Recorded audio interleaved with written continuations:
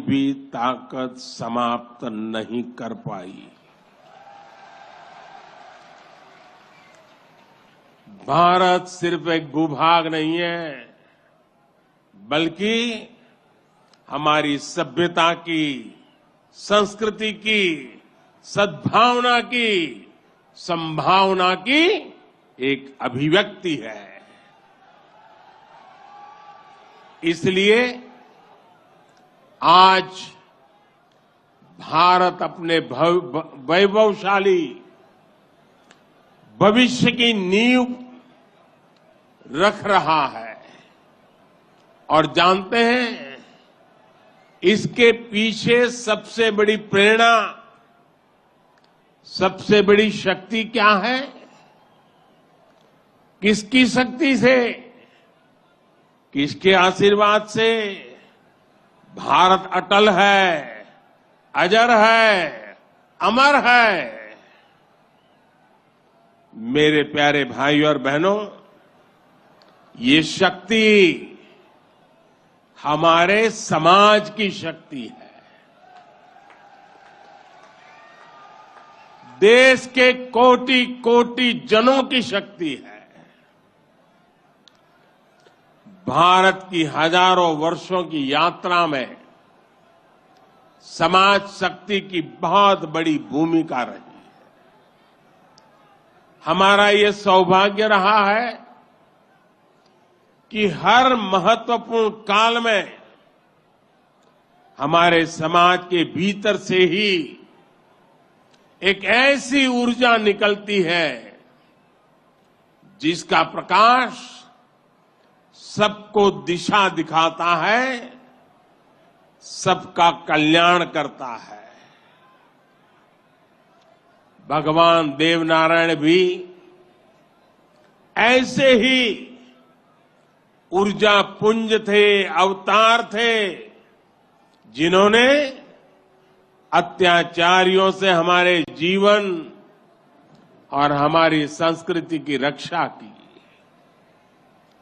देह रूप में मात्र 31 वर्ष की आयु बिताकर जनमानस में अमर हो जाना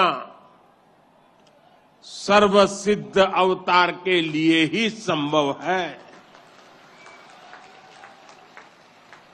उन्होंने समाज में फैली बुराइयों को दूर करने का साहस किया, समाज को एकजुट किया, समरसता के भाव को फैलाया।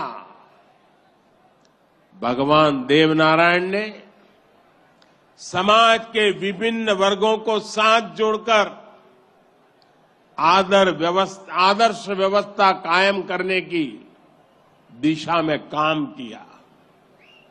यही कारण है कि भगवान देवनारायण के प्रति समाज के हर वर्ग में श्रद्धा है, आस्था है। इसलिए भगवान देवनारायण आज भी लोक जीवन में परिवार के मुखिया की तरह हैं। उनके साथ परिवार का सुख दुख बांटा जाता है। भाइयों और बहनों, भगवान देवनारायण ने हमेशा सेवा और जन कल्याण को सर्वोच्चता दी। यही सीख, यही प्रेरणा लेकर हर श्रद्धालु यहां से जाता है। जिस परिवार से वे आते थे, वहां उनके लिए कोई कमी नहीं थी, लेकिन सुख सुविधा के बजाय उन्होंने सेवा और जन कल्याण का कठिन मार्ग चुना। अपनी ऊर्जा का उपयोग भी उन्होंने प्राणी मात्र के कल्याण के लिए किया। भाइयों और बहनों, भला जी भला, देव भला।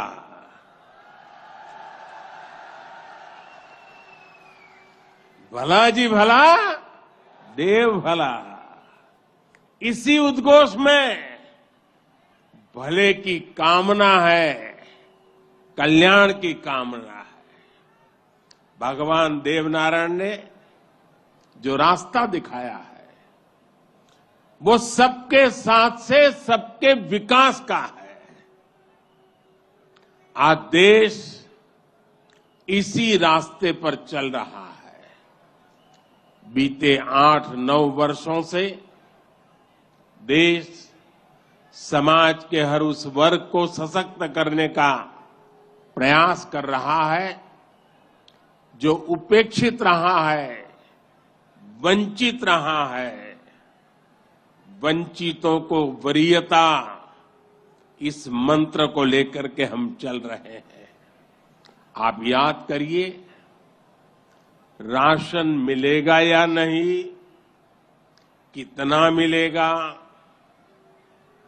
ये गरीब की कितनी बड़ी चिंता होती थी। आज हर लाभार्थी को पूरा राशन मिल रहा है, मुफ्त मिल रहा है। अस्पताल में इलाज की चिंता को भी हमने आयुष्मान भारत योजना से दूर कर दिया है।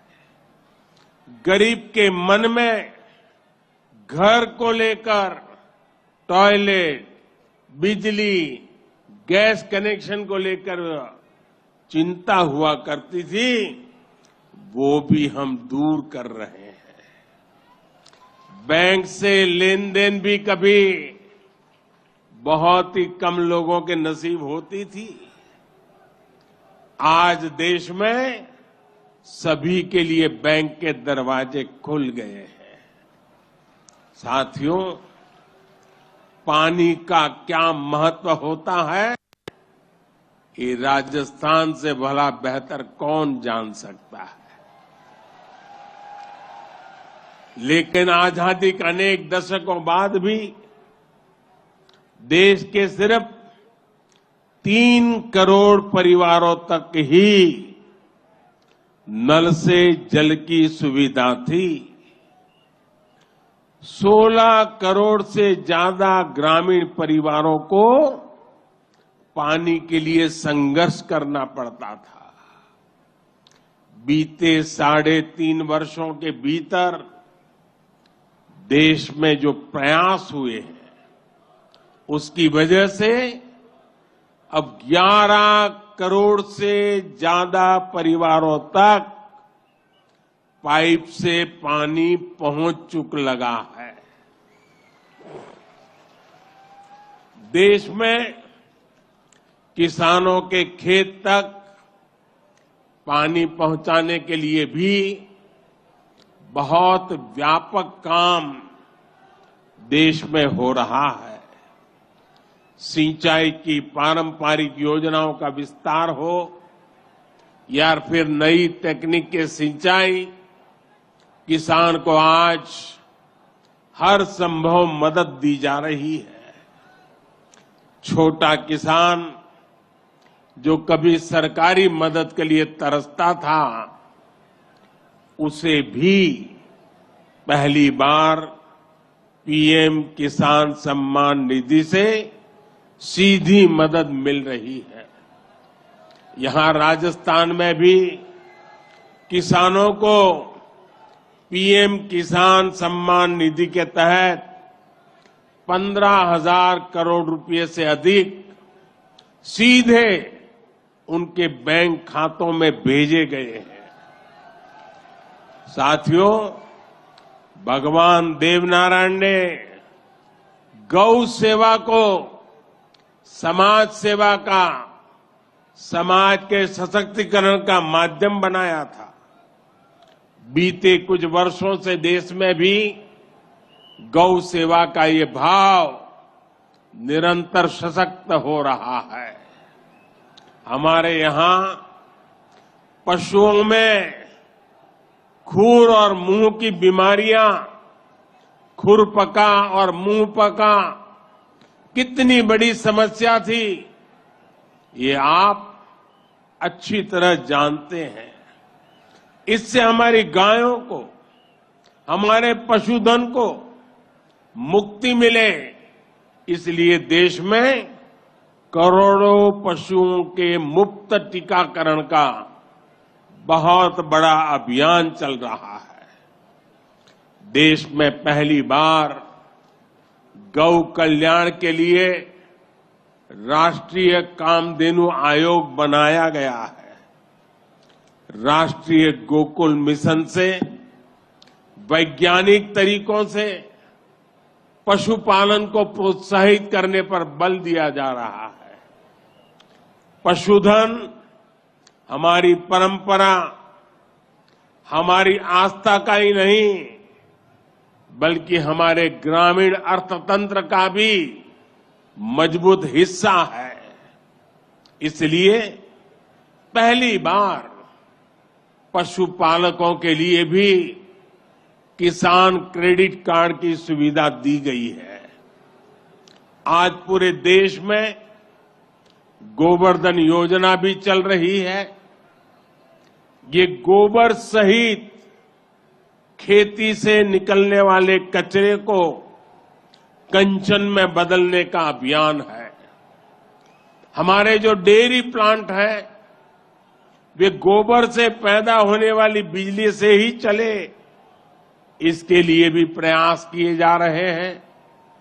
साथियों, पिछले वर्ष स्वतंत्रता दिवस के अवसर पर मैंने लाल किले से पंच प्राणों पर चलने का आग्रह किया था।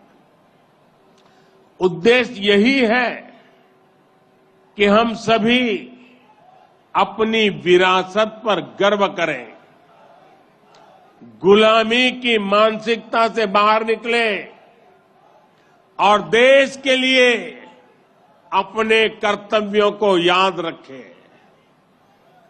अपने मनुष्यों के दिखाए रास्तों पर चलना और हमारे बलिदानियों, हमारे शूरवीरों के शौर्य को याद रखना भी इसी संकल्प का हिस्सा है।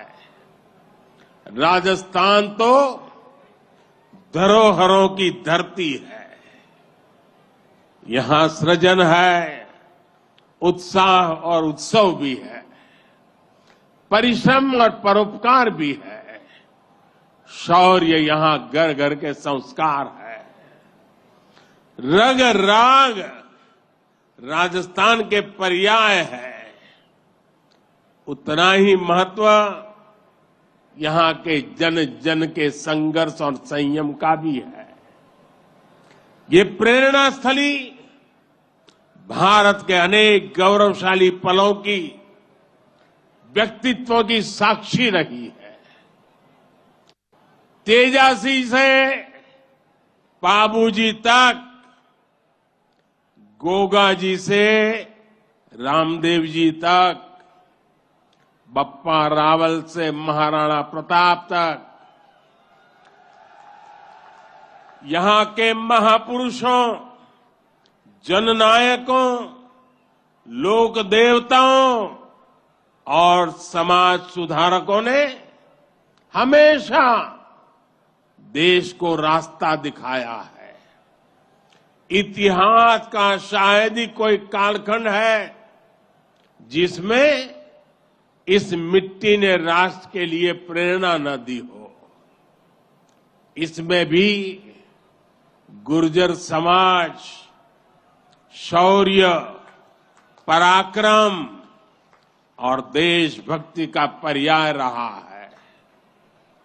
राष्ट्र रक्षा हो या फिर संस्कृति की रक्षा, गुर्जर समाज ने हर कालखंड में प्रहरी की भूमिका निभाई है। क्रांतिवीर भूप सिंह गुर्जर, जिन्हें विजय सिंह पथिक के नाम से जाना जाता है, उनके नेतृत्व में बिजोलिया का किसान आंदोलन आजादी की लड़ाई में एक बड़ी प्रेरणा था। कोतवाल धनसिंह जी और जोगराज सिंह जी ऐसे अनेक योद्धा रहे हैं जिन्होंने देश के लिए अपना जीवन दे दिया। यही नहीं, राम प्यारी गुर्जर, पन्ना धाय जैसी नारी शक्ति की ऐसी महान प्रेरणाएं भी हमें हर पल प्रेरित करती है। ये दिखाता है कि गुर्जर समाज की बहनों ने, गुर्जर समाज की बेटियों ने कितना बड़ा योगदान देश और संस्कृति की सेवा में दिया है। और ये परंपरा आज भी निरंतर समृद्ध हो रही है। ये देश का दुर्भाग्य है कि ऐसे अनगिनत सेनानियों को हमारे इतिहास में वो स्थान नहीं मिल पाया जिसके वो हकदार थे, जो उन्हें मिलना चाहिए था। लेकिन आज का भारत, नया भारत, बीते दशकों में हुई उन भूलों को भी सुधार रहा है। अब भारत की संस्कृति और स्वतंत्रता की रक्षा के लिए भारत के विकास में जिसका भी योगदान रहा है उसे सामने लाया जा रहा है। साथियों, आज ये भी बहुत जरूरी है कि हमारे गुर्जर समाज की जो नई पीढ़ी है, जो युवा है, वो भगवान देव नारायण के संदेशों को, उनकी शिक्षाओं को और मजबूती से आगे बढ़ाएं। ये गुर्जर समाज को भी सशक्त करेगा और देश को भी आगे बढ़ाने में इससे मदद मिलेगी। साथियों, 21वीं सदी का ये कालखंड भारत के विकास के लिए, राजस्थान के विकास के लिए बहुत अहम है। हमें एकजुट होकर देश के विकास के लिए काम करना है। आज पूरी दुनिया भारत की ओर बहुत उम्मीदों से देख रही है। भारत ने जिस तरह पूरी दुनिया को अपना सामर्थ्य दिखाया है, अपना दमखम दिखाया है, उसने शूरवीरों की इस धरती का भी गौरव बढ़ाया है। आज भारत दुनिया के हर बड़े मंच पर अपनी बात डंके की चोट पर कहता है। आज भारत दूसरे देशों पर अपनी निर्भरता कम कर रहा है। इसलिए ऐसी हर बात जो हम देशवासियों की एकता के खिलाफ है, उससे हमें दूर रहना है। हमें अपने संकल्पों को सिद्ध कर दुनिया की उम्मीदों पर खरा उतरना है। मुझे पूरा विश्वास है कि भगवान देव नारायण जी के आशीर्वाद से हम सब जरूर सफल होंगे। हम कड़ा परिश्रम करेंगे, सब मिलकर के करेंगे। सबके प्रयास से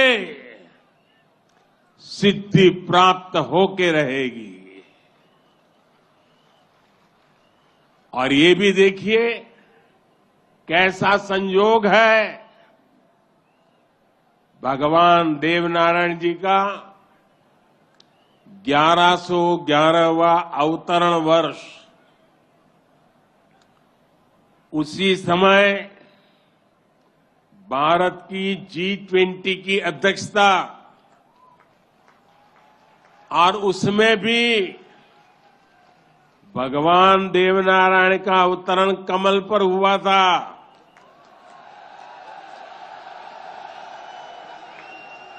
और G20 का जो लोगो है उसमें भी कमल के ऊपर पूरी पृथ्वी को बिठाया है।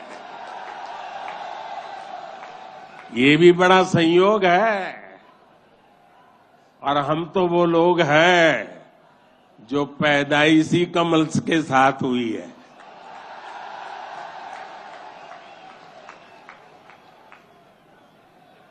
और इसलिए हमारा आपका नाता कुछ गहरा है।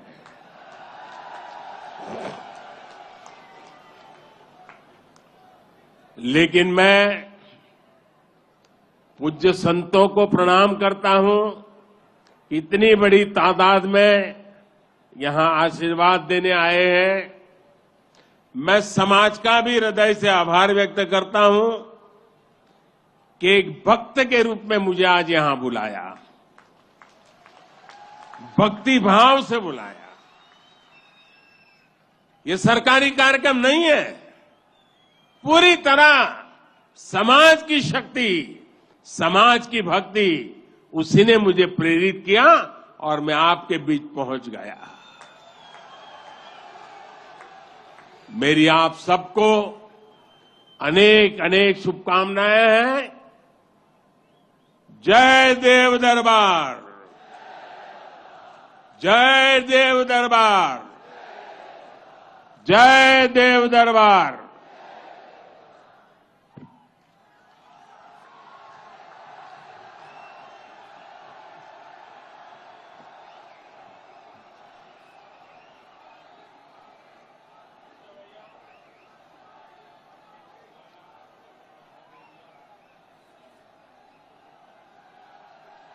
हेलो हेलो, चलिए कीबोर्ड।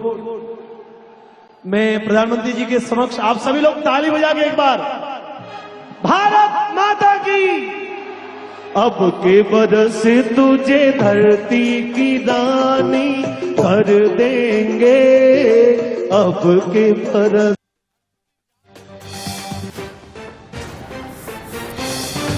प्रधानमंत्री नरेंद्र मोदी राजस्थान के भीलवाड़ा में एक जनसभा को संबोधित कर रहे थे। उससे पहले देवनारायण मंदिर में उन्होंने माथा टेका, पूजा अर्चना की और उसके बाद उन्होंने भीलवाड़ा में एक जनसभा को संबोधित किया। उन्होंने कहा कि हमें अपनी विरासत पर गर्व है। भारत सिर्फ भूभाग नहीं है बल्कि संभावनाओं की एक